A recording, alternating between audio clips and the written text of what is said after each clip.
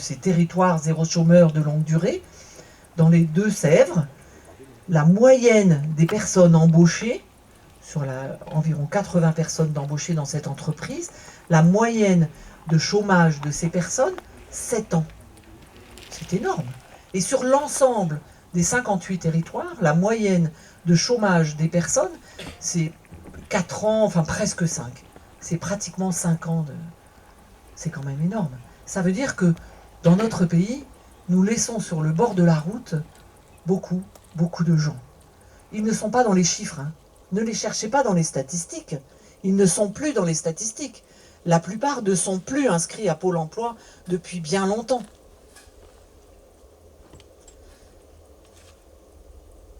Alors nous menons un combat politique au sens premier du terme, au sens de vouloir faire changer la société, au sens vraiment de n'oublier personne, comme je le disais là.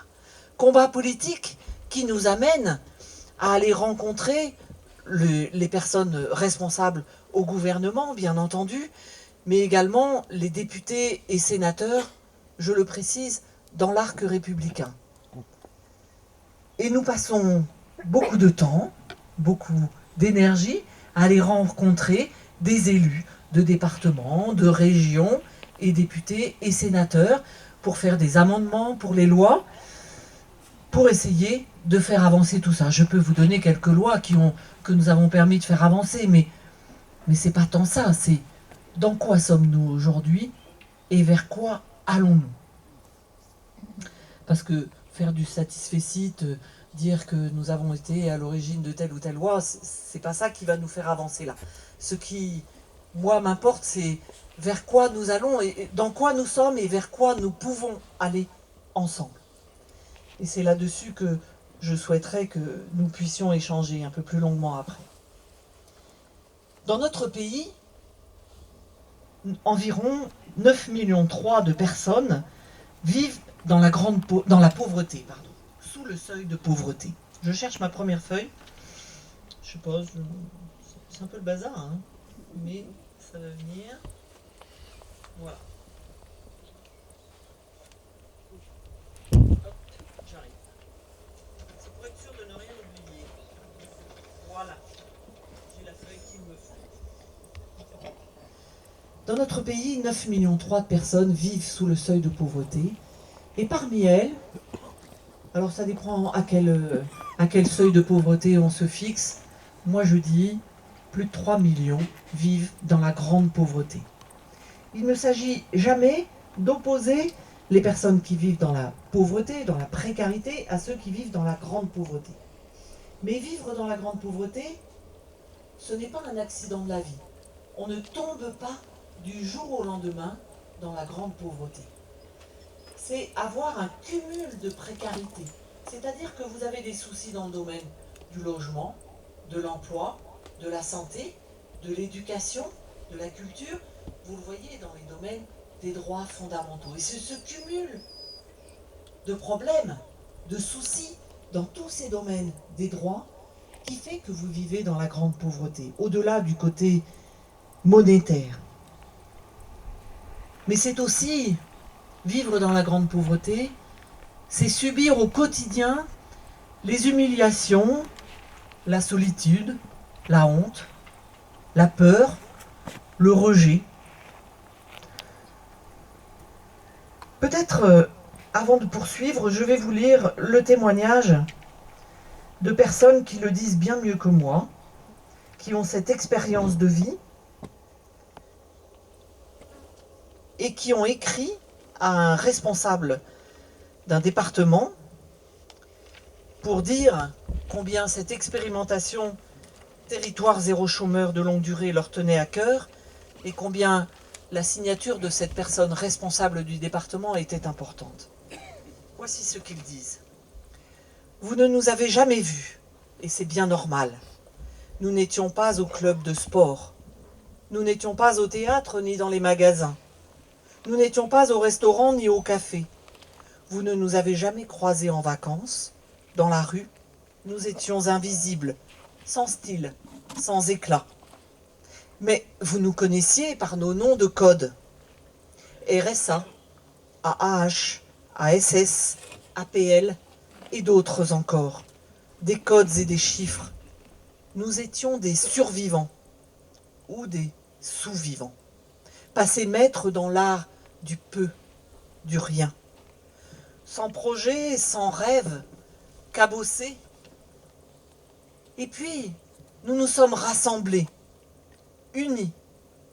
Nous avons appris à nous connaître, à nous apprécier, à nous soutenir. Nous avons recommencé à espérer, à nous battre, à y croire, à croire en nous-mêmes aussi.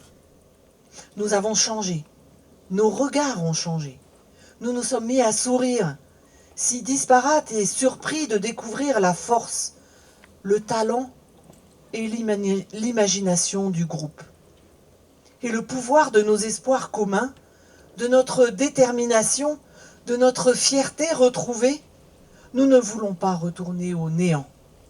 Nous demandons à ceux qui en ont le pouvoir de ne pas nous renvoyer à cette existence sans espoir, sans perspective, morne et désespérante. Nous ne le pourrions plus. Si toutes nos vies ne tenaient qu'à une signature, maintenant que vous nous connaissez un peu mieux, vous ne voudriez pas nous renvoyer à la misère de notre condition d'assistés. Nous en sommes convaincus.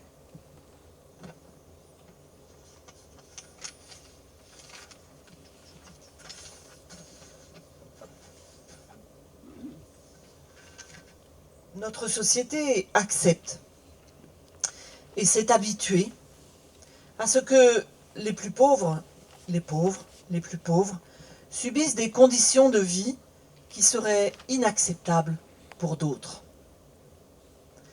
Cette image négative et culpabilisante pèse sur l'accès aux droits. Pour les personnes très pauvres, elle provoque, je vous l'ai dit, des sentiments de honte, de culpabilité, de souffrance, de ne pas être considéré comme les autres, qui poussent à intégrer que l'on est moins que rien. Notre société s'accommode d'un ostracisme social qui repose sur une mise à l'écart d'une partie de la population du circuit productif et d'une stigmatisation, voire culpabilisation des personnes très pauvres. Il faut tout de même savoir que j'ai envie de vous raconter ce qu'est le RSA. Vous en avez entendu parler, j'en suis sûre, et vous en entendez parler dans les médias ces temps-ci, particulièrement parce qu'avec la loi France Travail, on se remet à parler du RSA. Alors moi, je veux vous dire ce qu'est vraiment le RSA, parce qu'en général, dans les médias, on n'a pas le temps de définir ce qu'est vraiment une allocation, et on se met à en parler, et on dit, pour les personnes au RSA, dans la loi France Travail, on va leur demander de faire 15 heures de bénévolat pour pouvoir avoir leur RSA. Mais avant de faire ça, d'abord, le RSA, qu'est-ce que c'est? C'est une allocation différentielle. Différentielle, ça veut dire que tous les 3 mois, elle est revue. Vous devez remettre les compteurs à zéro. Tous les 3 mois, on regarde si vous avez travaillé un peu, si vous n'avez pas touché une autre allocation en plus que l'on pourrait déduire, puisque différentielle, ça veut dire qu'on soustrait des choses à cette allocation. Et différentiel, ça veut dire que pour une personne seule, c'est 607 €, duquel on défalque toujours une allocation logement, et donc on arrive à 525. 525, avec cela, vous mangez pour un mois. 525, avec ça, vous vous chauffez, vous payez votre électricité, vos charges, tout ça. Avec ça, vous payez votre assurance, vos habits.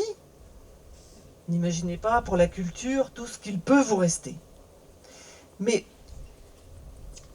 lorsque je parlais à l'instant de non-recours au droit, pour le RSA, il y a 40% de personnes qui sont dans le non-recours au droit. Pourquoi ?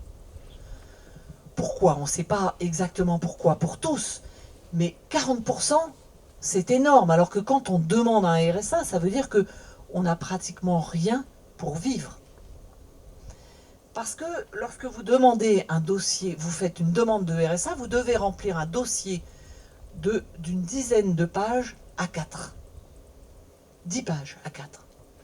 Il y a un journaliste de RTL qui avait fait une très bonne chronique un matin de 3 minutes pour décrire le langage de ces 10 pages à 4, qui n'est pas tout à fait accessible à tout un chacun, y compris à nous.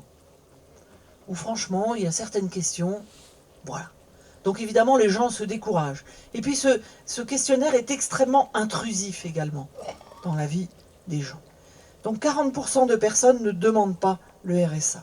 Mais aussi dans notre pays.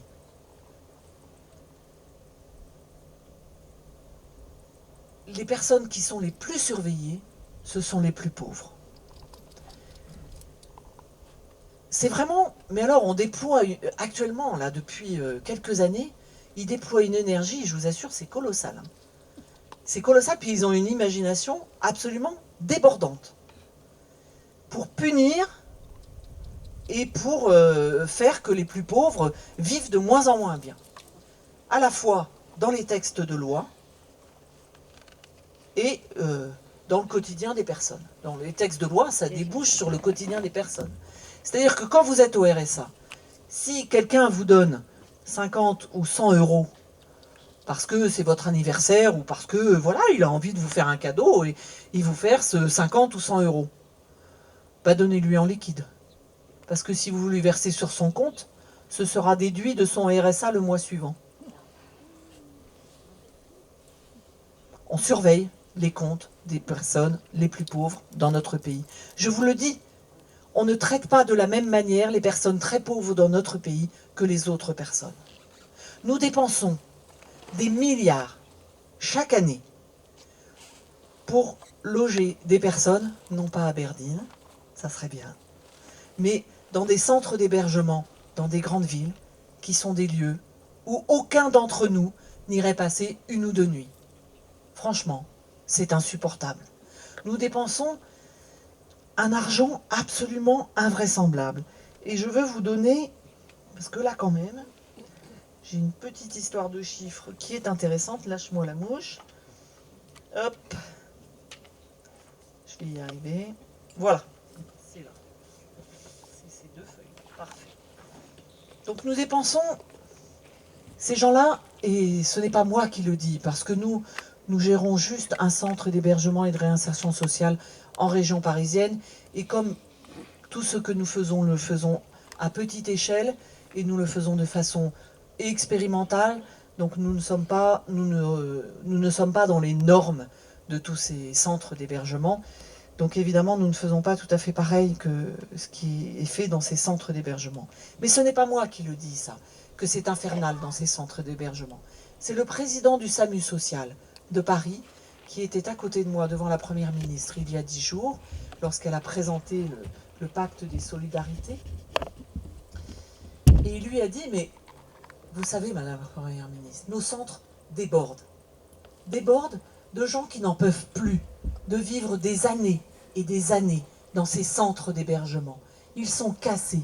Et ils sont tellement cassés que je ne crois pas que ce soit l'état de la psychiatrie dans notre pays qui va permettre de les soigner. Alors un de nos amis qui est allié d'ATD Quart Monde et qui est un spécialiste du logement a fait un calcul. Une place dans un centre d'hébergement pour une famille de 3 enfants avec 2 adultes, une place dans un centre d'hébergement, donc par an, coûte 10 000 euros à l'État. À nous, hein, en fait, parce que c'est nos impôts. Le prix moyen d'un logement social neuf, c'est 200 000 euros. Donc comme vous êtes particulièrement vif en calcul mental, vous avez tous fait le calcul et vous vous rendez compte que si cette famille reste 4 ans en hébergement, ce qui est le minimum actuellement, l'État aura dépensé l'équivalent d'un logement neuf. Or, que fait l'État actuellement? Eh bien, l'État actuellement a décidé de diminuer le nombre de logements sociaux à construire, à réhabiliter. Ils ont diminué, mais considérablement. Donc, au lieu de construire des logements sociaux, Nous dépensons l'argent public à loger des gens dans des conditions indignes. Parce que c'est souvent des hôtels. Mais des hôtels, pas des hôtels de vacances, quoi. Hein. Une chambre d'hôtel à 5 dans une chambre d'hôtel pendant des années, à manger froid, parce qu'on n'a pas le droit de faire réchauffer son repas. C'est totalement indigne de la 7e puissance mondiale. Si je commence à partir là-dessus, je vais me fâcher parce que je risque de vous parler du pacte des solidarités qu'a présenté justement notre première ministre et quelques ministres autour d'elle. Peut-être juste vous en dire un mot parce que on a été assez déçus avec mes camarades qui étions là. Nous étions 15 responsables d'associations en face de la première ministre et des deux, trois ministres qui étaient avec elle. Nous n'étions pas déçus, nous étions en état de sidération, comme a dit la présidente du Secours populaire. Nous étions en état de sidération, tellement les mesures qui ont été proposées là ne sont pas du tout à la hauteur. À un moment donné, le président des Restaurants du Cœur, qui était à ma droite, me dit « Tu crois que cette mesure, c'est pour Paris, un arrondissement ?» Et la première ministre, ou non, c'était Aurore Berger, la ministre des Solidarités, poursuit et dit « Ça, c'est une mesure jusqu'en 2027. » Et c'était pour remettre de l'humain dans les services publics. Et elle nous a donné un chiffre. Alors c'est bien parce que pour une fois, ils ne nous ont pas donné des millions, des milliers d'euros. On s'y perd dans les millions, les milliers, les milliards, on ne sait pas. Mais là, c'était de l'humain. Donc 600 personnes, ils vont recruter 600 personnes pour les services publics, pour remettre de l'humain dans les services publics. Or, ce que nous savons, par exemple, c'est que pour accompagner correctement les personnes au RSA dans notre pays, correctement, c'est vraiment le minimum. Hein. Actuellement, il y a 2 millions de personnes au RSA. Donc, si on considère 1 pour 10, c'est ce qu'on considère quand même correct. Eh bien, il faudrait en recruter au moins 2000 dans notre pays. Donc, vous comprenez bien que les 600 qu'elle nous a promis, et tout est à l'avenant. Donc, je ne vais pas vous décliner tous les domaines des droits dans lesquels ils ont fait des propositions, mais nous sommes inquiets, nous sommes en colère, mais nous ne baisserons pas les bras. Nous ne baisserons certainement pas les bras. Juste parce qu'il faut toujours mettre un peu d'humour, même si ça ne m'a pas fait rire du tout sur le coup, mais quand je le dis, je vois bien que ça finit par faire un peu rire les gens, mais le ministre de la Transition écologique était là. Il était très content de lui, Christophe Béchu, il prend la parole et il dit « Moi j'ai des propositions à vous faire dans le domaine de la transition écologique. » Et donc, il nous parle des voitures électriques. Déjà là, on se dit non quand même. Et j'ai une deuxième proposition à faire. J'ai un plan vélo. Mais monsieur Béchu, qui se revendique de la ville de Joseph Rezinski, qui est né dans un centre de rétention à Angers au début du XXe siècle, eh bien monsieur Béchu allait rencontrer des personnes très pauvres. Et vous verrez si leur état de santé leur permet de monter sur un vélo pour aller rejoindre le premier service public où il va rencontrer un humain, au plus près à 10 km, voire à 30 km dans certains endroits. Enfin, c'est vraiment une méconnaissance de la population qui nous sidère, sincèrement. J'ai beaucoup de respect pour les politiques, hein, sincèrement, mais là, je suis un peu comme ma camarade Henriette Steinberg du Secours populaire. Je suis sidérée. Alors, j'ai prévu une petite page espoir. Le bazar, c'est marrant. Je vais voir toutes les... Comment je me débrouille? Ah oui, c'est là. Ah oui.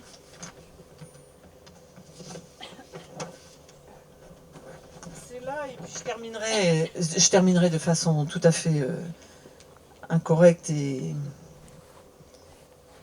voilà, pour vous parler d'un livre que j'ai fait avec des militants Carmont. Incorrect parce que c'est un truc que j'ai fait, quoi, donc c'est quand même pas très modeste, voilà. Mais les espoirs, on ne va pas lâcher. Vous ne pensez pas que nous sommes engagés, mon ami François, Emmanuel, etc., d'autres ici à ATD Carmonde et vous à Aberdeen, aux côtés de personnes qui vivent la grande difficulté au quotidien, pour lâcher parce que des mesures gouvernementales ne sont pas à la hauteur. Alors non. Ce que je crois absolument, et ce qui me... D'abord, je ne perds jamais l'espoir, parce que ce que vivent les très pauvres, nos amis militants Carmonde, au quotidien, est absolument insupportable.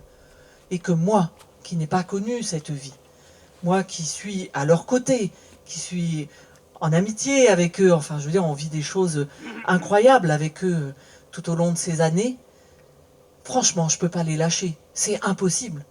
C'est vraiment impossible. J'ai en tête... monsieur, vous êtes allé à TAE. Travailler et apprendre ensemble.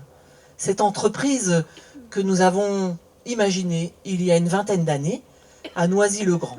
TAE. Vous pourrez regarder sur Internet. Si vous avez besoin d'ordinateurs, pas cher. Je fais de la pub au passage. Voilà. Nous reconditionnons des ordinateurs et nous vendons des ordinateurs reconditionnés. Mais le but de cette entreprise, c'est d'embaucher des gens qui sont au chômage depuis trop longtemps. TAE, c'est l'ancêtre de Territoire Zéro Chômeur. C'est là où nous avons expérimenté, avant cette idée de Territoire Zéro Chômeur, et de monter avec d'autres cette expérimentation Territoire Zéro Chômeur de longue durée. À TAE, mais monsieur, vous en témoignerez beaucoup mieux que moi, des gens qui sont au chômage depuis très longtemps retrouvent le chemin du travail. Ce n'est pas miraculeux. On ne va pas dire que du jour au lendemain, ils viennent à temps plein. Youpi, youpi, j'ai un boulot, je suis au SMIC et ça va bien. C'est pas si simple que ça. Mais la gouvernance est faite de telle manière que on prend soin les uns des autres. On est attentifs les uns aux autres. On apprend les uns des autres. Ceux qui n'ont pas connu la grande pauvreté et qui viennent travailler là comme des compagnons apprennent des personnes très pauvres, et les très pauvres apprennent des compagnons. Eh bien, à TAE, depuis plus de 20 ans qu'existe cette entreprise, ça démontre bien ce que disent les statistiques, c'est-à-dire que la grande pauvreté, quand elle est vécue trop durablement, elle casse terriblement. Aucune des personnes employées à TAE depuis le début n'a pu arriver à l'âge de la retraite. Ils sont tous, ceux qui auraient pu arriver à l'âge de la retraite, sont tous décédés avant. Et ça, c'est terrible. C'est absolument terrible, parce que, encore dernièrement, une militante Carmonde vient de décéder, 55 ans, d'une vie de trop grande pauvreté, 55 ans. Et pour vous donner encore un autre exemple, c'est que dans la mort, nous ne sommes pas égaux non plus. Nous ne sommes pas égaux dans la vie, mais ça va fouiner jusqu'au moment de la mort. C'est-à-dire que pour enterrer notre amie Verena, là, qui est décédée il y a bientôt 3 semaines, ça a été une sacrée galère. Une sacrée galère parce qu'elle n'avait plus de famille, enfin en tout cas à notre connaissance, et il se trouve qu'elle avait perdu son téléphone, qu'elle s'était fait voler son téléphone quelques jours avant, dans lequel il y avait les coordonnées d'une de ses sœurs, et que on a attendu d'avoir le permis d'inhumer. Verena était fière, heureuse, elle avait enfin retrouvé un emploi. Depuis des années et des années de galère. Elle avait suivi une formation que nous proposons à des gens qui sont militants depuis un certain nombre d'années pour qu'ils valorisent leurs années de militance et qu'ils puissent ensuite aller chercher un emploi. C'est oser les savoirs de l'expérience, ça s'appelle cette formation. Et donc elle avait fait cette formation, Verena, toujours pareil, c'est jamais un limpide et facile pour les militants Carmonde. Ils font cette formation, quelques-uns d'entre eux retrouvent un emploi après cette formation, et la plupart d'entre eux mettent des mois avant de trouver un emploi après cette formation. Et elle avait trouvé donc un emploi à la ville de Rennes. Donc quand elle est décédée, on est allé voir son employeur en disant « Est-ce que vous pourriez aider un peu pour les obsèques là ?» Parce que généreusement, la ville de Rennes a donné 150 €. Voilà. Et alors après, on fait comment? On l'enterre dans le quartier des indigents? Ou on l'enterre dignement parce que c'est une amie et qu'on ne va pas la lâcher? Et c'est tout le temps comme ça. Et c'est tout le temps comme ça. Et ça, c'est pas possible. Ça, il faut que les plus pauvres aient les mêmes droits que les autres puissent exercer les mêmes droits que les autres. Alors nous avons une phrase qui est très belle dans nos fondamentaux à ATD Quart Monde, qui remet l'humain au cœur et qui dit ceci: tout homme porte en lui une valeur fondamentale et inaliénable qui fait sa dignité d'homme. Eh bien ma foi, le matin quand on se lève et qu'on perd un peu courage, quand comme Emmanuel, on essaye de reloger une famille et qu'on se fait renvoyer de partout et de partout parce que cette famille, elle est jamais... Enfin, vous voyez bien, ils sont toujours un peu... Oui, mais pas assez, mais quand même... Voilà. Donc ça va jamais, hein. Et bien cette phrase-là, moi, elle me redonne du courage autant que mes amis du Quart Monde.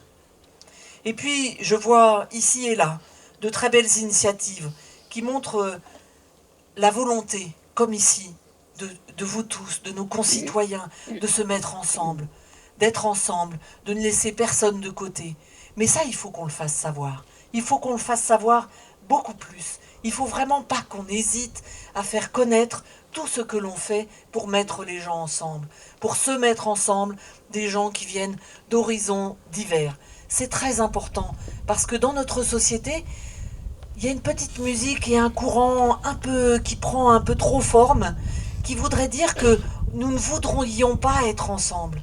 Si nous voulons une société qui n'oublie personne et qui met les gens ensemble. De même, vous voyez, j'ai rencontré des élus cette semaine. Je suis allée au conseil départemental de Meurthe-et-Moselle. Et ces élus, eh bien, ils osent. Ils osent se lancer dans une expérimentation territoire zéro non-recours. C'est-à-dire, sur un territoire, on va aller rencontrer des personnes qui sont dans le non-recours au droit. Sur les territoires en France, partout en France, les gens qui sont éligibles au minimum vieillesse, hein, il y en a 50% qui ne le demandent pas. Donc sur leur territoire, là, dans la métropole du Grand Nancy, sur 5 territoires, ils ont accepté de former, c'est des professionnels, non, je reprends les choses, ce sont des professionnels qui sont d'accord, qui sont volontaires pour aller se former avec des gens, des militants Quart Monde, des gens qui ont cette expérience de la grande pauvreté, animés évidemment par quelqu'un qui sait animer ces formations, et ils vont se former ensemble pour imaginer des manières d'aller rencontrer les personnes qui ne demandent pas leurs droits. Pour que les personnes qui n'ont pas le RSA, les personnes qui n'ont pas l'ASPA, c'est le minimum vieillesse, les personnes qui ne demandent pas leurs allocations familiales, il y a 30% de personnes qui ne demandent pas les allocations familiales. Et à mon avis, ce n'est pas les plus riches qui ne demandent pas les allocations familiales. Donc voilà, ils ont imaginé. Et ça, alors, il faut quand même que ça nous redonne de l'espoir. C'est comme dans Territoire zéro chômeur. C'est-à-dire que là, il y a des élus de droite et de gauche. On n'est pas partisans à ATD Quart Monde. On travaille avec l'arc républicain. Et là, en Meurthe-et-Moselle, nous travaillons avec l'arc républicain. Ils viennent de le voter à l'unanimité. Et c'est génial. C'est ça qu'il nous faut. Il y a des choses pour lesquelles c'est plus tel groupe ou tel groupe qui va le défendre. Mais quand c'est les droits de nos concitoyens, c'est quand même normal que nous soyons ensemble. Voilà, alors moi ce que je veux vous dire, c'est surtout, ne lâchez rien. Jamais. Ne lâchez pas l'autre qui a un peu perdu espoir à côté de vous. Et maintenant, je vais vous raconter l'histoire de ce livre. Je me suis permise d'en amener une vingtaine, si ça vous intéresse. Emmanuel est mon meilleur vendeur. Non, je rigole. Ce livre, nous sommes éditeurs à ATD Carmonde. Nous avons notre propre maison d'édition qui s'appelle les éditions Carmonde. Alors évidemment, on édite que des livres sur la grande pauvreté. Donc, non, on édite aussi quelques très beaux contes pour enfants. On édite aussi des livres très intéressants de chercheurs. Et je vous invite à les regarder. On coédite en tout cas avec d'autres. Jamais je n'aurais imaginé écrire un livre avec d'autres. Mais il se trouve qu'un jour, Vincent Peillon, ancien ministre de l'Éducation nationale, je l'avais connu quand il était ministre de l'Éducation nationale. J'étais alors conseillère au CESE, au Conseil économique, social, environnemental. Notre 3e assemblée, j'y représentais ATD Carmonde. Et j'avais fait un travail sur l'école de la réussite pour tous, avec des personnes très pauvres, bien entendu, avec mes collègues, et avec un inspecteur général qui est voisin, là, qui habite à Apt, qui est Jean-Paul Delahaye, qui est un ami avec lequel donc j'ai travaillé pendant 1 an, et avec lequel je continue d'aller parcourir la France et présenter nos idées sur l'école et sur cette école de la réussite de tous. Donc j'avais rencontré à cette époque-là Jean-Paul Delahaye et Vincent Peillon, puisqu'il travaillait, Jean-Paul, aux côtés de Vincent Peillon quand il était ministre. Et donc Vincent Peillon m'a appelé en me demandant de faire un livre parce qu'il est directeur d'une collection et il avait déjà demandé un livre à Claude Lelièvre, qui est historien de l'éducation, et à Jean-Paul Delahaye, voilà, sur son combat sur les enfants défavorisés aussi dans l'école. Hein. Nous sommes bien sur la même ligne avec Jean-Paul.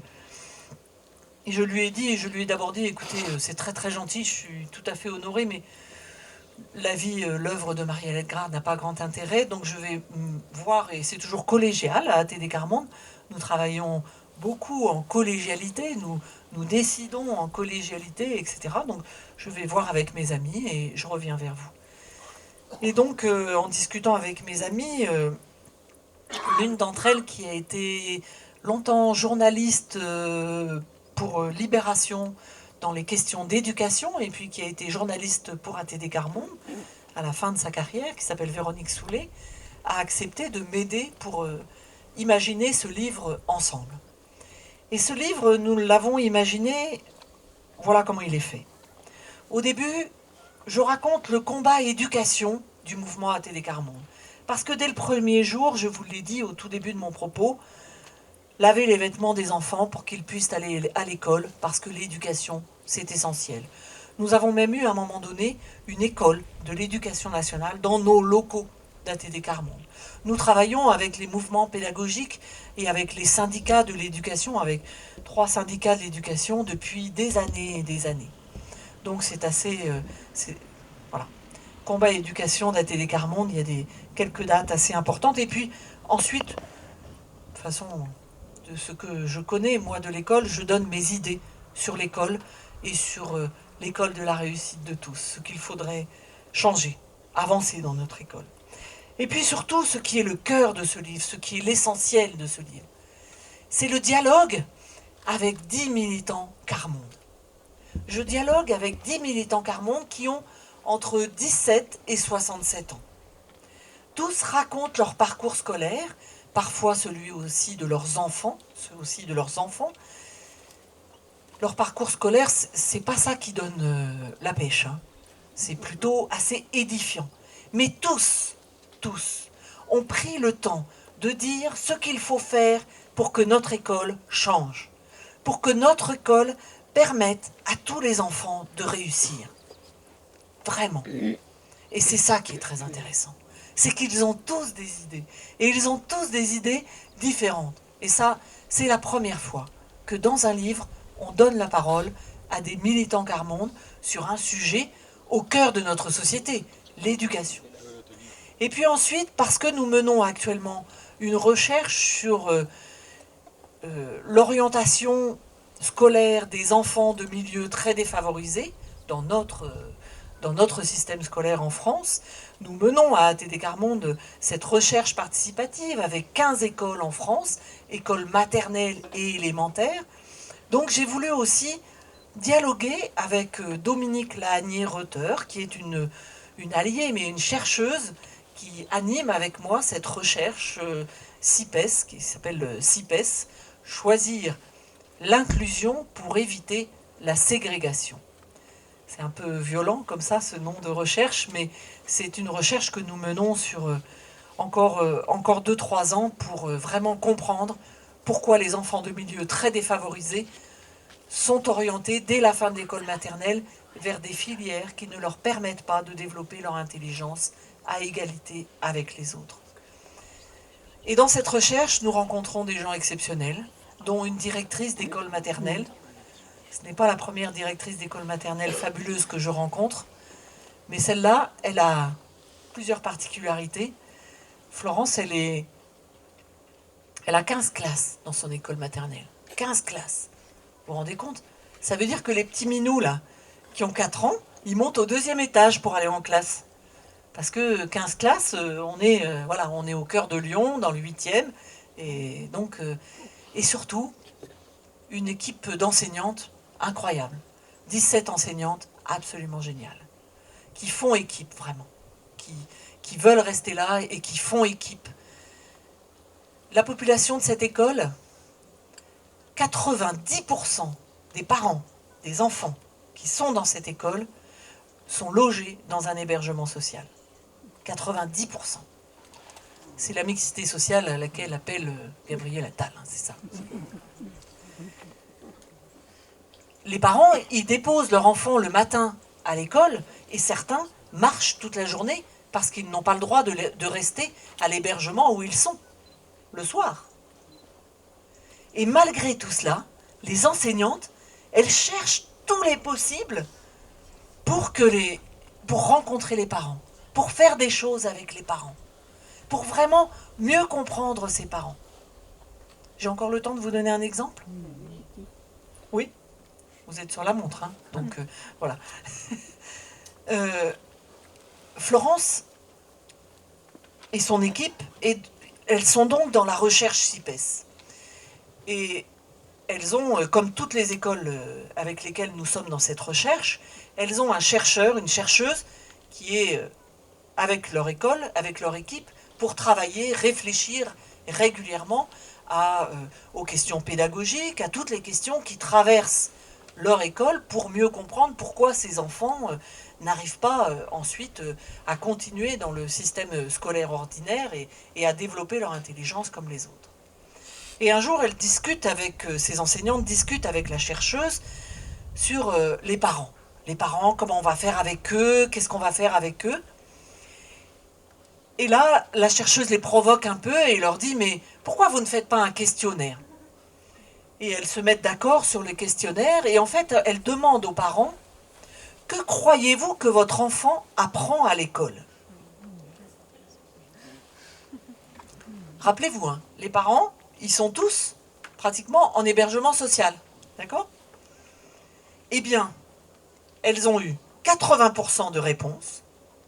Déjà ça, pour ceux qui connaissent un peu les parents d'élèves dans les écoles, hein, 80% aux élections, on aimerait beaucoup. D'accord? Donc 80% de réponses. Les 20% qu'elles n'ont pas eu, elles les ont fait individuellement parce que c'était des parents qui n'étaient pas en facilité avec l'écriture et qui donc avaient besoin de pouvoir formaliser oralement leurs réponses. Et aussi, ce que raconte Florence, c'est que quand elle est allée, c'était au moment des vacances de février, c'était février 2022, oui c'est ça, il y avait encore du Covid et c'était très, très compliqué dans les écoles. Enfin, on ne va pas revenir là-dessus, mais ils ont vécu un enfer quand même. On a tous vécu un enfer, mais les enseignants ont vécu vraiment des choses difficiles. Et donc, elles étaient particulièrement fatiguées, elles reçoivent ces questionnaires, et la directrice dit « Bah tiens, je fais le tour des classes pour les ramasser, parce que comme ça, je vous ferai une synthèse pour la rentrée, quoi. » Et là, les enseignantes ont dit « Ah non, non, j'ai commencé à regarder les réponses des parents. C'est tellement des cadeaux que je vais lire ça pendant mes vacances, ça va me faire du bien. » Trop bien. Les réponses étaient vraiment trop bien. Et à partir de ces réponses, elles ont imaginé pour la rentrée suivante qu'au mois de septembre, elles allaient dégager du temps, trouver le temps de rencontrer chaque parent individuellement. Et prendre le temps de comprendre qui est leur enfant. Racontez-moi, qui est votre enfant? Racontez-moi ce qui va bien, ce qui ne va pas bien, quelles sont vos inquiétudes, Voilà, prendre le temps de comprendre qui est l'enfant qui va être accueilli dans la classe et restituer aux parents sa place de premier éducateur. Essentiel. Essentiel pour pouvoir nouer une relation de confiance avec les parents. Voilà, Florence et son équipe, c'est vraiment... Et alors le dernier dans ce livre, c'est Gwenaël Le Guével. Il coche un petit peu toutes les cases, Gwenaël. Il est enseignant, il est syndicaliste, il est parent d'élève d'une enfant handicapée. Donc il galère aussi dans le système scolaire, parce que en fait les enfants de milieux très défavorisés dans l'école, très souvent quand ils ont trop de difficultés, maintenant on médicalise la difficulté. C'est-à-dire que quand les enfants ont trop de difficultés, on dit aux parents, il va falloir aller à la maison départementale pour les personnes handicapées, faire voilà, un dossier parce que votre enfant a trop de difficultés à l'école. Je vous fais un raccourci, mais c'est quand même beaucoup ça. Voilà, donc ça, ce livre. Et puis je vais m'arrêter parce que j'ai envie de vous entendre, j'ai besoin de boire un coup, et merci à vous.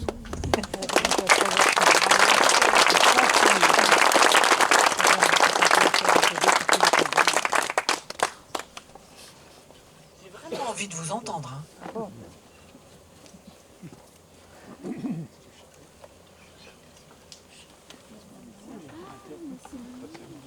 Alors je ne vous ai pas dit, mais ce petit livre, il a été publié avec les éditions du Bordelot. C'est un éditeur assez militant de Bordeaux. Et il est à 10 €. André, des questions?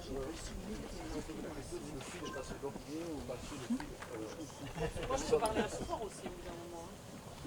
Voilà. En tout cas, merci à Marie-Alette. Vos paroles nous touchent. Nous sommes tout à fait, nous parlons le même langage et je suis heureux. Voilà. Et donc nous nous reconnaissons dans vos propos et ça c'est particulièrement bien pour ce cinquantenaire de Berdine. Quelqu'un veut-il poser une question? Voilà, il est assez long. Voilà. Je m'appelle Patrick, j'habite la Suisse et je sais qu'on est en train de mettre en place, je crois au niveau européen, mais je le sais très bien pour la Suisse, l'Autriche et l'Allemagne, un système d'un salaire minimum qui sera pour des personnes qui n'auront plus de travail, puisqu'il y a de moins en moins de travail sur le marché. De toute façon, on s'en aperçoit peut-être pas vraiment, mais le travail disparaît au fur et à mesure de la digitalisation et de la robotisation. Et ces personnes, de ce que j'en sais, devront justement accomplir des heures de bénévolat, mais avec le temps, n'auront plus le droit à la votation. Hein, puisque ce sont des personnes... Oui, ça on ne le sait pas, mais c'est un de mes voisins qui s'occupe de ce projet pour les pays alémaniques et avec qui je parle régulièrement de ça. Hein, donc je pense qu'en France ça se passe aussi comme ça, mais en France ça existe peut-être déjà, puisque le RSA ou un salaire comme ça minimum permet à des personnes qui n'ont plus de travail depuis longtemps, voilà, de toucher quand même un petit quelque chose, quoi. Je voulais votre avis sur la question. Ah. Alors en France, il y a des gens qui militent pour un revenu minimum. On a beaucoup travaillé ça avant la première élection d'Emmanuel Macron. D'ailleurs, le gouvernement précédent avait demandé des études là-dessus. Moi, j'ai été co-rapporteur au CESE sur un revenu minimum garanti, justement. Dans le premier mandat d'Emmanuel Macron, ils nous ont fait travailler encore. C'est un peu comme les mains d'or, vous savez. On a réfléchi, on n'a pas arrêté, on a réfléchi sur un revenu minimum. Il y a un département, la Gironde, qui a demandé de pouvoir l'expérimenter. Et pour expérimenter ce genre de choses dans notre pays, ça doit passer par l'Assemblée nationale, donc ça doit être voté par les députés, et ça n'a pas été accepté, donc nous n'avons pas pu l'expérimenter. Et depuis, on n'en entend plus parler. Depuis, on n'en entend plus parler, en tout cas par les responsables, le gouvernement. On n'en entend plus parler. Ça, c'est vraiment clair. Nous, notre position à ATD Quart Monde sur un tel revenu, si les gens ne peuvent plus voter, ça, c'est pas possible. Ça, c'est impossible. Tout le monde doit être à égalité dans notre pays. Ça, c'est vraiment... voilà. Et de toute façon, nous n'accepterons un tel revenu que si vraiment les gens ne sont pas perdants par rapport... Parce que dans notre pays, tous les systèmes qu'ils ont imaginés pour un revenu minimum, c'est on enlève toutes les allocs, on enlève l'allocation logement, on enlève les allocations familiales, tout ça, et on vous donne 500 € pour vivre. Sauf que ça le fait pas du tout. Hein. Quand on a 5 enfants ou 4 enfants, c'est pas du tout possible. Donc il faut que ce soit réfléchi de façon raisonnable. Et c'est pour cela que nous voulons absolument une expérimentation sur un tel revenu. Il faut que ce soit d'abord expérimenté à l'échelle d'un département pour voir si c'est possible, si ça change quelque chose pour les personnes, et que ce soit expérimenté avec des personnes très pauvres. Parce que souvent les expérimentations qu'ils proposaient, c'était pas forcément avec les personnes les plus pauvres. Donc il faut vraiment l'expérimenter avec des personnes très pauvres, et alors ensuite on verra. Mais pas expérimenter comme ils expérimentent en ce moment notre gouvernement. Hein. Eux ils expérimentent 2 mois, puis ils font une loi et ça y est, c'est bon, c'est fait. C'est comme ça la loi là en ce moment. Hein. La loi France Travail là qui est qui est passée déjà au Sénat et qui passe à l'Assemblée nationale en ce moment. L'expérimentation ils l'ont lancée au mois de mai, mais c'est trop tard. Enfin, la loi elle est votée là et c'est mis en place quoi. En fait on n'expérimente pas dans ces cas-là. Expérimenter ça veut dire prendre le temps, ensuite on évalue et ensuite on voit ensemble vers quoi on va quoi. C'est ça une expérimentation. Hein. Je l'ai dit tout à l'heure, je suis en colère, alors faut pas trop me lancer. Qui veut poser une autre question? Je vous ai endormi. Non, non.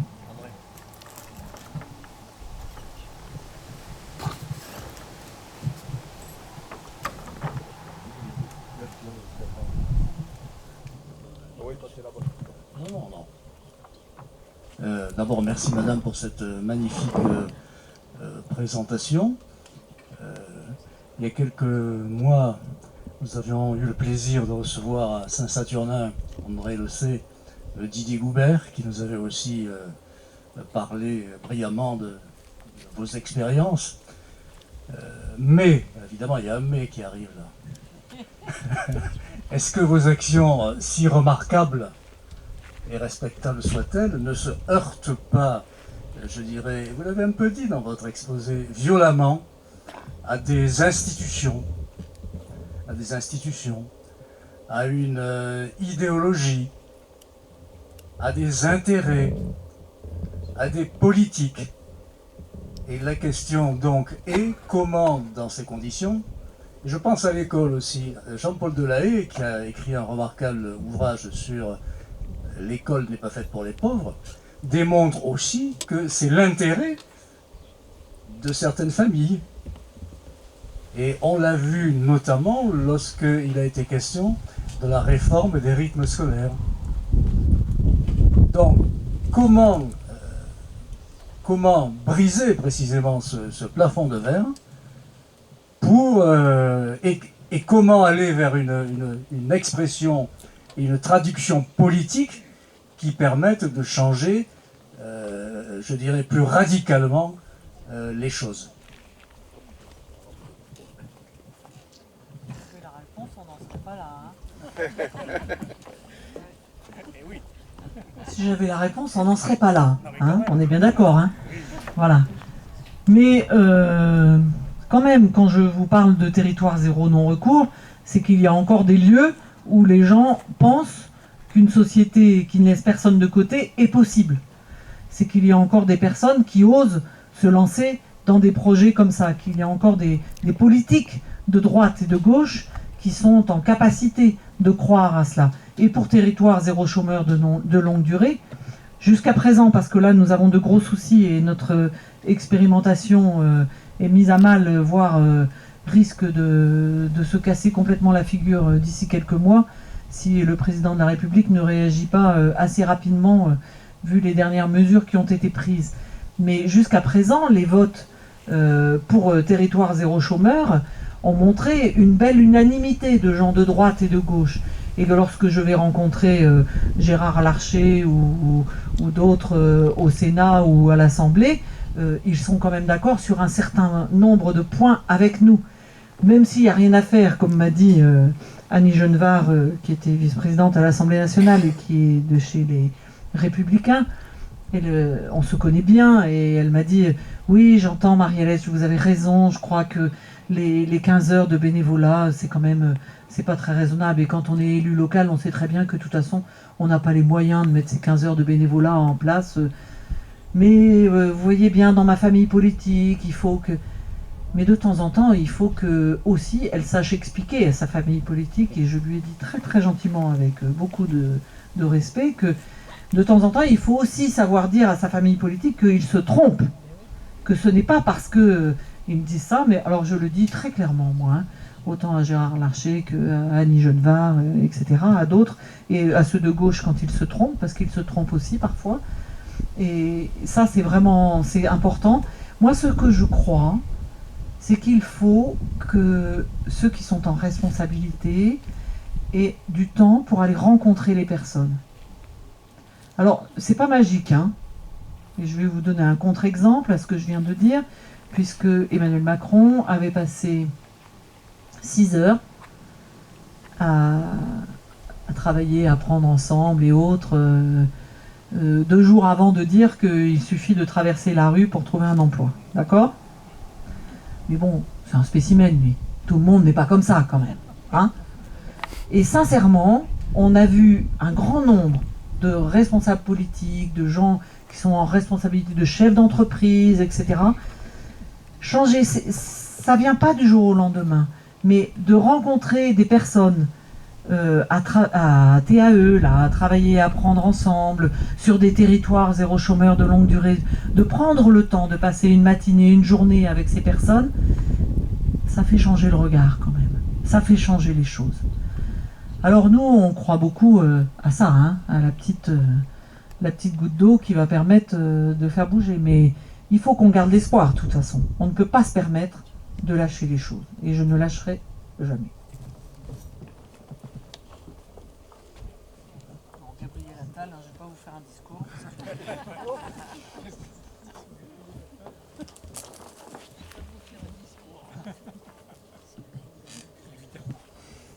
Oui, bonjour, merci beaucoup pour votre exposé. En vous écoutant, je pensais à ce qu'on vit aujourd'hui avec les migrants ou les réfugiés, suivant le vocabulaire qu'on emploie, qui constituent une autre forme de très grande pauvreté et d'isolement social, mais assez différente de celle dont vous nous avez parlé à Lyon, par exemple, ou ailleurs. Voilà, comment ce nouveau... Voilà, comment aborder cette nouvelle réalité qui a peut-être existé au début du XXe siècle, au moment des grandes migrations ouvrières, mais qui n'existait plus depuis un certain nombre d'années.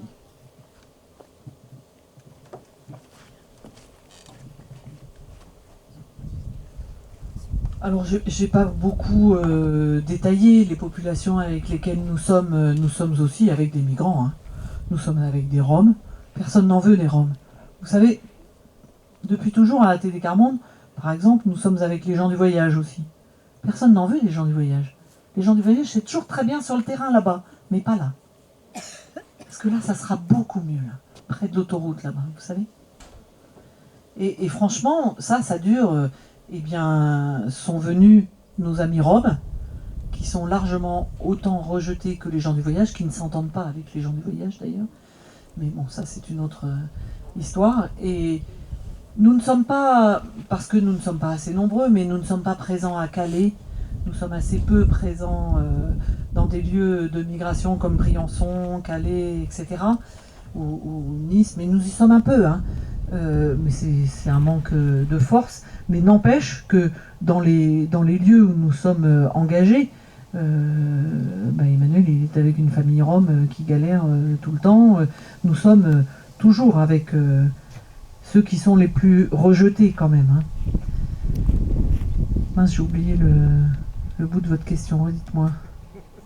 C'était de vous donner la parole. Ah oui, oui, non. Quand même, Brzezinski, il est né dans un centre de rétention d'une mère espagnole et d'un père polonais. Les choses ne changent pas tellement, en fait. Hein. C'est quand même assez incroyable, ça. Hein. En fait, on est toujours sur le même thème. L'autre qui est différent, est-ce qu'on va oser aller le rencontrer, prendre le temps de se connaître et faire des choses ensemble? Et l'autre qui est différent, il est migrant très pauvre, ou il est très pauvre tout court et pas migrant, mais l'autre il est différent. Voilà, c'est ça. Et est-ce qu'on va oser aller le rencontrer? En fait, c'est toujours la même chose. Mais ce qui nous est insupportable, c'est que des personnes soient stigmatisées, discriminées. Vous savez, nous avons fait reconnaître, il y a des critères de discrimination dans notre pays, dans les lois de notre pays. Il y a, je crois que nous en sommes à 23 critères. Et le 21e critère de discrimination, c'est un critère de discrimination pour précarité sociale. C'était il y a une un peu plus que ça. Aide-moi François, tu saurais dire? Non. Ouais, mais c'était quand? 2012 peut-être. 2012, je crois. Oui, c'est ça. Donc, on a essayé de faire reconnaître ce critère pour, de discrimination pour précarité sociale. Vous savez, dans la Cour, c'est partout. Ça vient de tous les niveaux dans notre pays. Et ça va jusqu'au plus haut sommet de l'État. Ça a commencé avec Nicolas Sarkozy, qui avait eu quelques propos. Il y avait eu aussi Jacques Chirac, hein, qui avait eu quelques propos qui s'étaient un petit peu lâchés. François Hollande, parce que chacun a sa part, hein, quand même. Faut quand même pas oublier. Et puis là, alors là, on atteint. Enfin bon, je ne compte plus le nombre de petites phrases que nous avons eues pour montrer du doigt, pour dire que ces gens ne veulent pas travailler. Ces gens ne veulent pas travailler. Mais est-ce que seulement quelqu'un autour d'Emmanuel Macron ou lui-même, il est allé discuter avec ces personnes pour leur poser la question? En tout cas, ceux qu'il a rencontrés à la télé Carmonde lui ont dit l'inverse. Donc, discriminer pour précarité sociale, c'est dans la cour de récréation, les gamins qui se traitent de cassos. C'est ça. C'est une banque qui imagine en centre-ville, en région parisienne, dans une ville en région parisienne. Je ne vous citerai pas la banque, même sous la torture.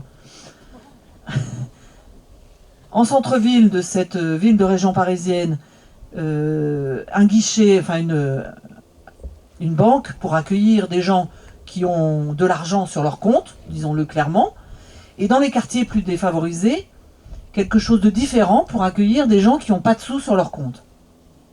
Et ça s'appelle de la discrimination pour précarité sociale.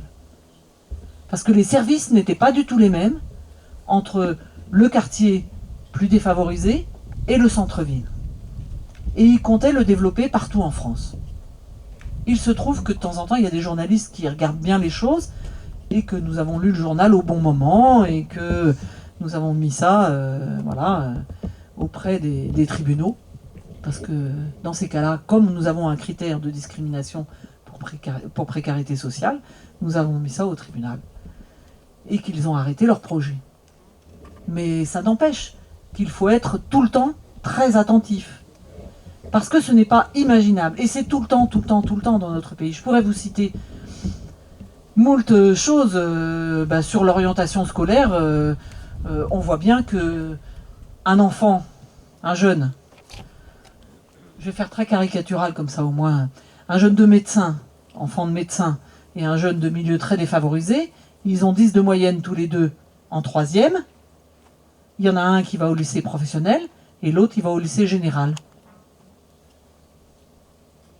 Et pour le lycée professionnel, dans les réformes qui viennent d'avoir lieu, contre lesquelles nous avons tenté de nous battre, mais hélas, nous n'avons pas gagné, le lycée professionnel, on réduit de plus en plus le tronc commun, c'est-à-dire tout ce qui peut permettre de développer son esprit critique, tout ce qui peut permettre d'avoir accès à la littérature, d'avoir accès à la culture, à toutes ces choses-là. On enlève tout ça, parce qu'ils n'en ont pas besoin. ce qu'ils ont besoin, et là tout le monde a applaudi, on entendait dans les médias, c'est incroyable, ils vont faire davantage de stages. Et en plus, ils seront un peu rémunérés dans leur stage. Sauf que, rappelez-vous le RSA, c'est différentiel. Eh bien les jeunes qui vont faire des stages en lycée professionnel et dont les parents sont au RSA, ça va diminuer le RSA des parents.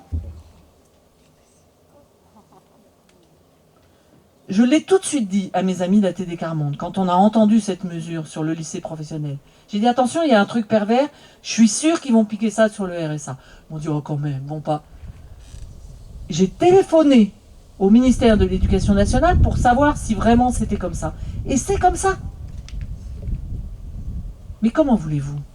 C'est pas possible ça. Nous sommes la nation des droits de l'homme. Et ouais, on se pose un peu la question. Mais gardez le moral. Hein. Oui. Ici, Ah, monsieur, André, il y en a un là-bas, ça va venir. Peut-être on peut s'approcher, ouais. Ce sera plus sûr.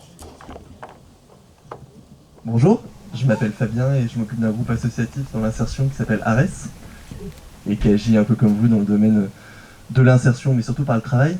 J'avais un commentaire et une question.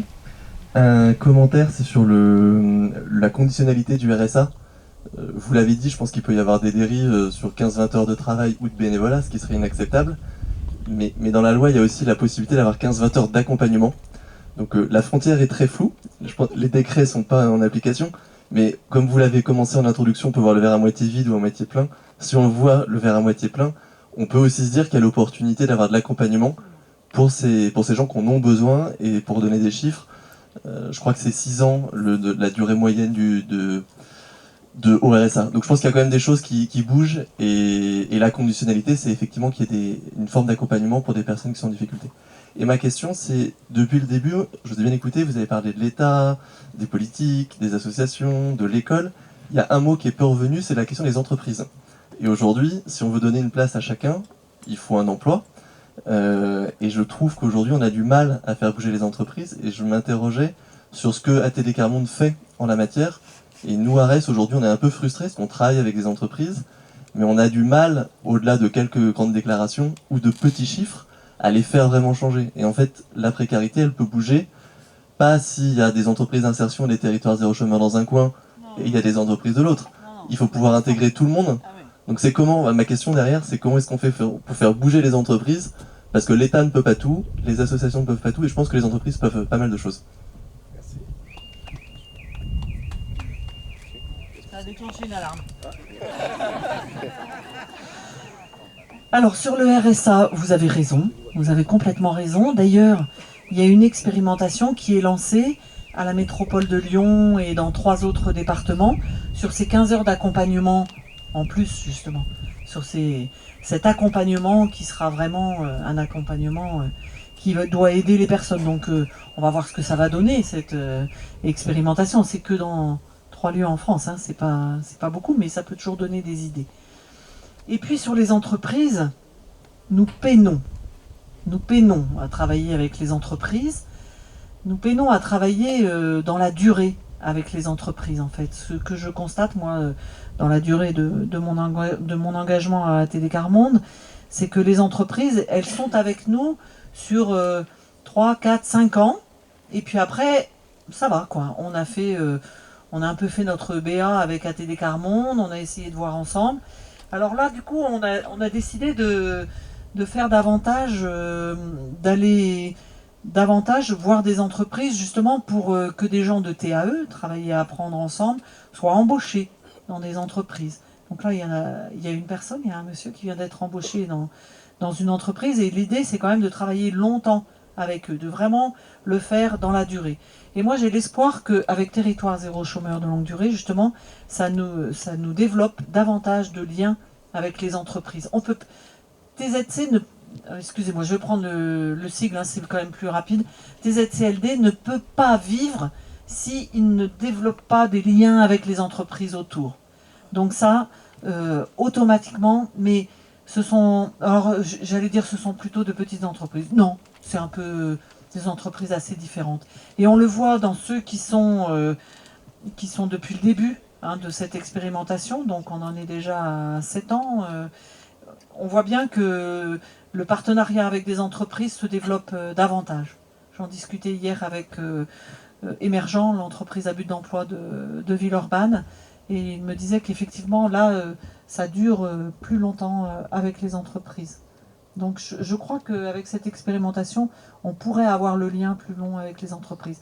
Mais c'est pas facile, hein. Franchement, si les entreprises veulent venir nous voir, n'hésitez pas, hein. Moi, je vais à des dîners à Paris pour rencontrer des chefs d'entreprise et leur parler de ce que nous faisons. Parce que justement, on n'a pas assez de liens avec les entreprises, quoi. Voilà. Donc franchement, n'hésitez pas. Si je peux éviter quelques dîners comme ça.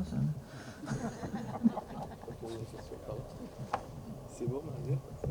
Bon, il y en avait une question. Ouais. Ah, moi, c'est toujours bon. Moi, je suis là jusqu'à...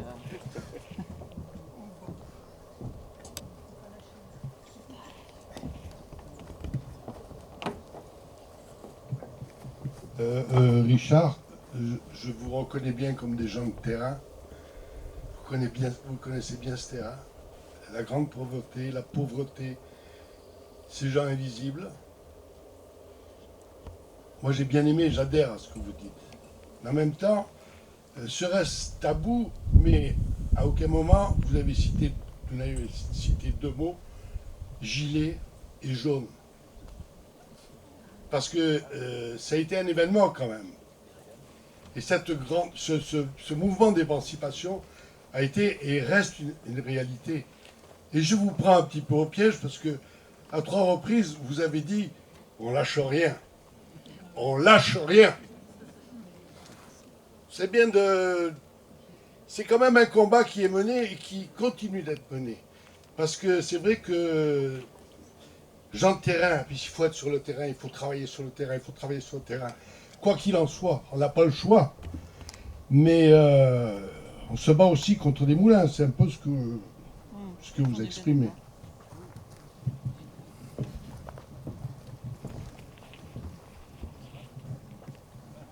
Vous avez raison, monsieur, et vous avez raison de me provoquer un peu. Les gilets jaunes. Lorsqu'il y a eu cette période des gilets jaunes, mais qui a toujours, parce qu'il y en a qui n'ont pas lâché depuis, dès le départ, nous nous sommes dit, nous sommes tournés vers nos amis militants Quart-Monde pour voir si eux se reconnaissaient de ce combat. Il y en a nombre d'entre eux qui sont allés à des ronds-points, mais qui n'ont pas tenu très longtemps. Ils ont eu du mal à tenir. Et alors ça ne veut pas dire que nous ne sommes pas avec ce combat-là, mais ils ne se reconnaissaient pas complètement dans ce combat-là. Et on pourrait dire aussi dans le combat pour la retraite, par exemple.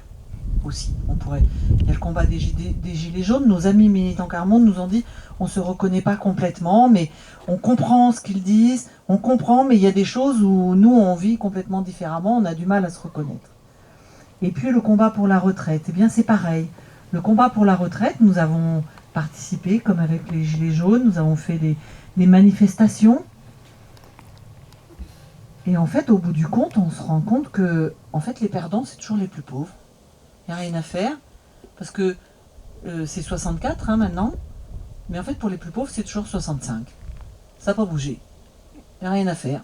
C'était déjà 65 avant, c'est toujours 65. C'est-à-dire que quand vous êtes au RSA depuis un moment et que vous passez au minimum vieillesse, eh bien, c'est pas 64, c'est 65. À un moment donné, il y avait même un an de blanc. Un an de blanc. Et un jour, je suis auditionnée à l'Assemblée nationale avec la directrice de la CNAM, de la Caisse nationale d'assurance maladie, qui dit aux députés « Ah oui, nous sommes au courant, à minima, les gens, ils ont 6 mois et c'est jamais... ça revient pas, quoi. S'ils ont eu 6 mois de blanc, de toute façon, ça revient pas. Ils ont 6 mois avec rien. Quand vous êtes au RSA, vous n'avez pas une trésorerie pour être 6 mois sans revenu. Et ils savaient pertinemment qu'entre la fin du RSA et le début du minimum vieillesse, il y avait 6 à 12 mois de blanc. Mais ils le laissaient comme ça. Donc les députés ont fait quelque chose dans la loi de finances de cette année-là pour dire maintenant ça ne doit plus exister. Et effectivement, ça n'existe plus. C'est-à-dire que même si les personnes sont un petit peu en retard pour demander leur retraite, elles ont l'effet rétroactif, heureusement. Mais vous voyez, dans ce combat pour les retraites, alors nous sommes allés manifester, mais les militants, au bout d'un moment, ont dit bah ouais, bah, ça va bien, on va manifester encore pour les autres, c'est encore pas pour nous, c'est encore pas vraiment notre combat. Et moi, je rêve qu'on trouve un combat commun à tous. C'est ça. Parce qu'en fait, on l'a, notre combat commun à tous. Il faut... Mais pas violent, hein. Moi, nous, à la TD Carmonde, on n'est jamais... on emploie le mot combat, c'est déjà très violent, ça suffit. Mais ça s'arrête là, la violence. Hein. C'est vraiment... Il faut qu'on trouve une manière de bâtir cette société qui n'oublie personne, avec tout le monde, où tout le monde va s'y retrouver. Et c'est vrai que ça nous a beaucoup titillé au moment des Gilets jaunes, et on n'a pas trouvé. C'est jamais perdu, on peut encore... voilà.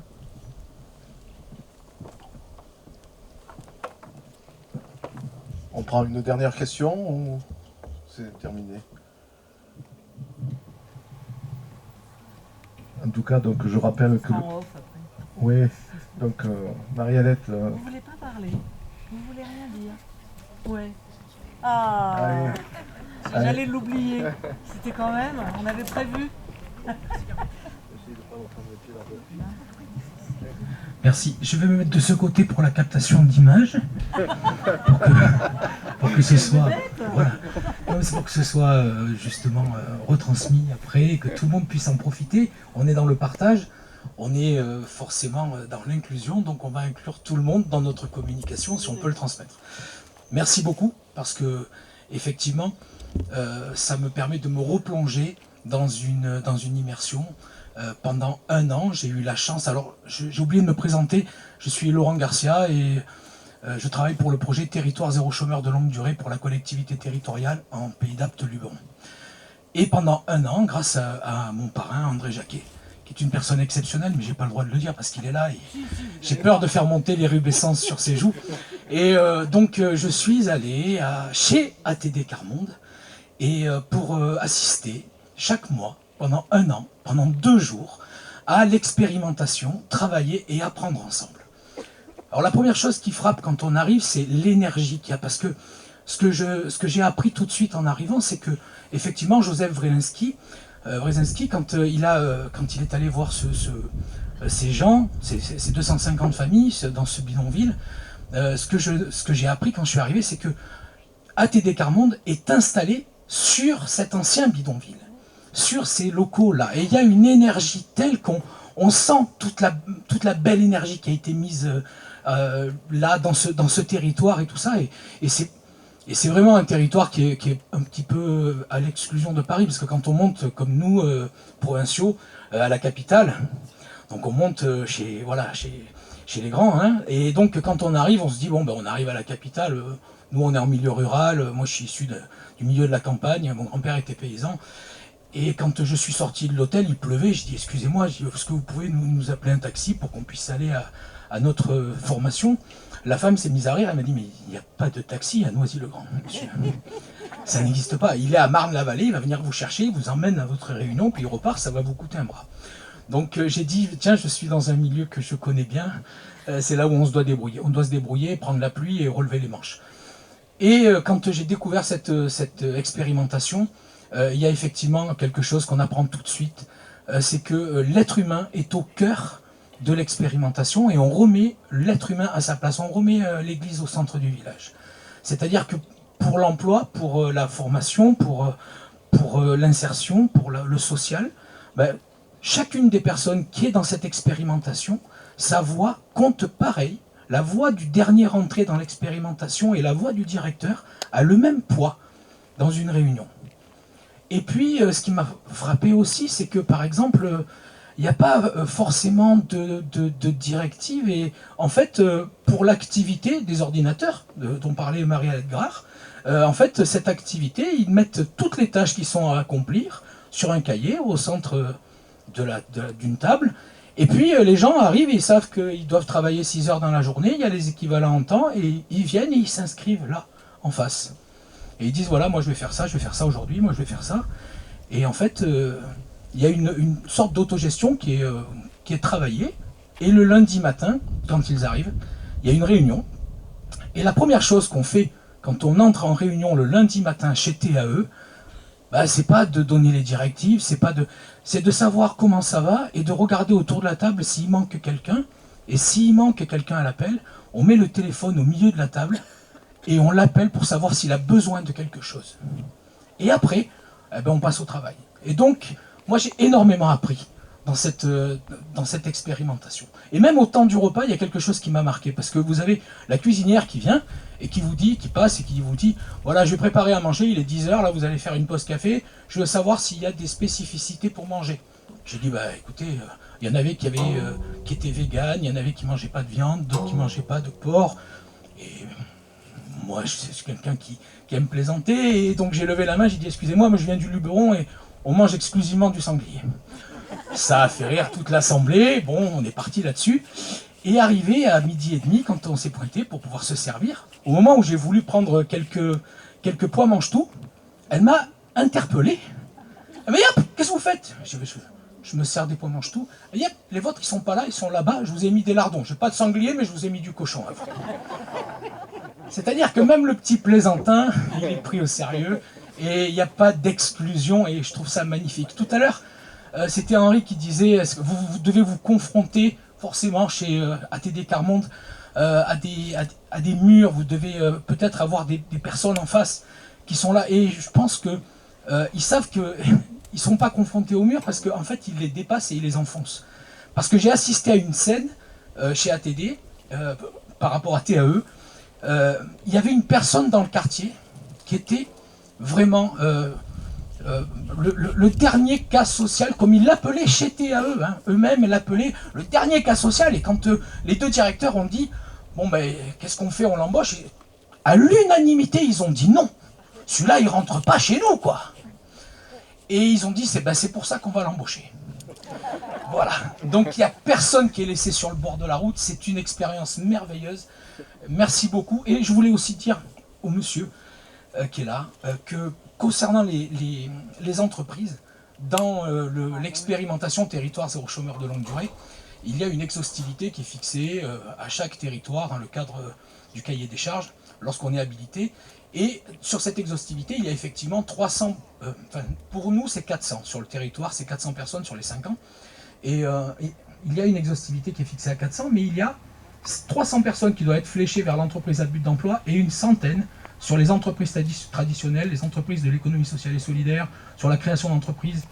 Et sinon, je vous invite vraiment, si vous voulez qu'on se voit après, on a des réunions d'information, venez nous voir et continuons à travailler ensemble, ça nous fait plaisir vraiment. Marielle Graf, merci beaucoup. Merci. Je vais juste dire une petite anecdote sur TAE, parce que c'est à la fois Territoire Zéro Chômeur et TAE. Je suis allée visiter le Territoire Zéro Chômeur dans le 13e arrondissement, c'était il y a 2 ans je crois, avec Laurent Berger et Philippe Martinez. Et Philippe Martinez, il venait d'aller à TAE. Et à un moment donné, il me pousse du coude et puis il dit, bon, tu vas l'emmener Laurent à TAE parce que là, il voit pas ce qu'il faut. Là, à TAE, il va voir ce que c'est des vrais pauvres. Parce qu'il sentait que Laurent n'arrivait pas à comprendre qui étaient ces personnes qui sont au chômage depuis très longtemps. C'est pas si simple pour un responsable de syndicat comme ça. Un syndicat, on rencontre plutôt des gens qui bossent, quoi. Et les syndicats, ils sont vraiment à notre côté, à nos côtés, dans ce combat, je vous assure. Hein. La CGT, la CLDT, ils sont vraiment à nos côtés dans ce combat. Et donc, Laurent, il est venu à TAE, et à la fin de la matinée, il m'a dit, oui d'accord, bon, il avait raison, hein, j'ai appris des choses. On prend une dernière question. Allez.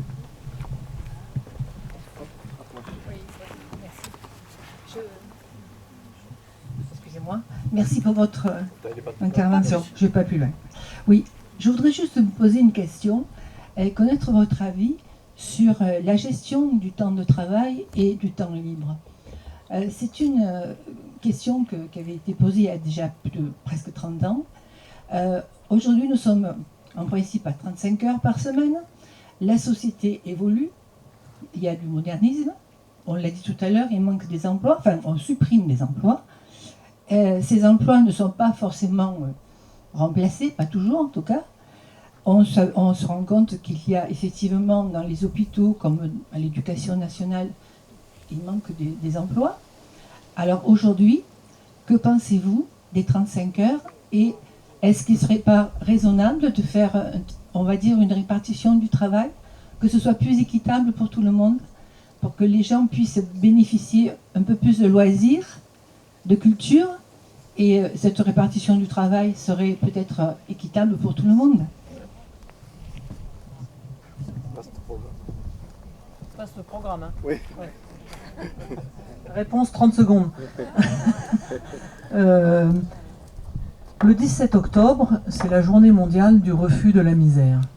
Et cette année, pour le 17 octobre, nous allons particulièrement parler et réfléchir avec tous nos partenaires, avec toutes les personnes qui veulent bien s'y joindre, au travail décent. Et qu'est-ce que le travail décent? La notion de travail décent. Un travail décent, c'est un travail qui a un nombre d'heures décent, qui a un revenu qui est décent, qui permet de vivre dignement. Voilà. Enfin voilà, on va beaucoup travailler, réfléchir sur ce travail décent. Et ça sera ma réponse parce que moi je n'ai pas à donner mon avis sur 35 heures, 38 heures, 40 heures. Je pense que dans notre société, il y a des gens qui travaillent énormément, beaucoup trop. Il y en a d'autres qui n'ont pas d'emploi et qui en souffrent terriblement. Et que tout ça, on voit beaucoup d'expérimentations, de choses qui s'essayent à droite, à gauche, pour montrer que ces gens qui travaillaient énormément, ils n'ont plus envie de travailler énormément et ils veulent retrouver un rythme normal. Un rythme normal où ils intègrent justement ces personnes qui étaient laissées sur le bord du chemin. Donc je crois beaucoup plus à ça. Voilà, je crois qu'il faut développer encore davantage toutes ces possibilités-là dans notre société. Il y a plein de gens géniaux, comme vous, Laurent, pour aller bosser dans ces structures et permettre à plein de gens de retrouver le chemin de l'emploi. Parce que l'emploi, ça change la vie. Ça change la vie des personnes qui retrouvent un emploi, mais ça change la vie de la communauté qui est autour. C'est-à-dire que quand vous vivez dans un village et que vous avez 5 ou 10 personnes d'un village qui retrouvent un emploi en CDI au SMIC, ça change les choses à la fête du village, je vous dis, l'élu. Et puis, pour les enfants, voir ses parents aller travailler, c'est oser se projeter dans un futur envisageable. Dans un futur où je vais oser faire des choses, même qui dépasseront mes parents, mais je vais oser me projeter. Une dernière anecdote, c'est une gamine de 10 ans qui était interviewée, c'était je crois au jour du Seigneur. Elle était interviewée au début de Territoire Zéro Chômeur à Lille, et sa maman allait reprendre un emploi, elle était au chômage depuis 7 ans, sa maman. Elle allait reprendre un emploi de couturière, elle était couturière, et la petite était interviewée, elle avait plutôt 9-10 ans, voilà, à l'époque, et elle disait, moi, plus tard, je ferai comme maman, je serai à la maison. 2 ans plus tard, 2 ans, sa maman a retrouvé son emploi. Certes, la gamine, elle a grandi de 2 ans, mais n'empêche qu'elle se projetait sur un métier, voilà, bien plus grand que ce que l'on peut imaginer même. Elle osait se projeter. Oser se projeter. Vous savez, tous ces jeunes qui n'osent pas aller plus loin que leur territoire, qui n'osent pas aller plus loin que ce qu'ont fait leurs parents, voilà, il faut qu'ils puissent oser aller plus loin. Merci à vous, merci. Merci Marie-Alette. Donc pour ceux qui n'auraient pas entendu, Marie-Alette est à la disposition aussi pour... elle a apporté quelques exemplaires du livre qu'elle a coécrit en collectif avec d'autres personnes de TV Carmonde. Et moi je retiens que parmi les solutions, il y a peut-être territoire zéro recours. Zéro non-recours, pardon. Oui, zéro non-recours. Alors pourquoi pas un nouveau projet. Ah bah oui, n'hésitez pas. Merci.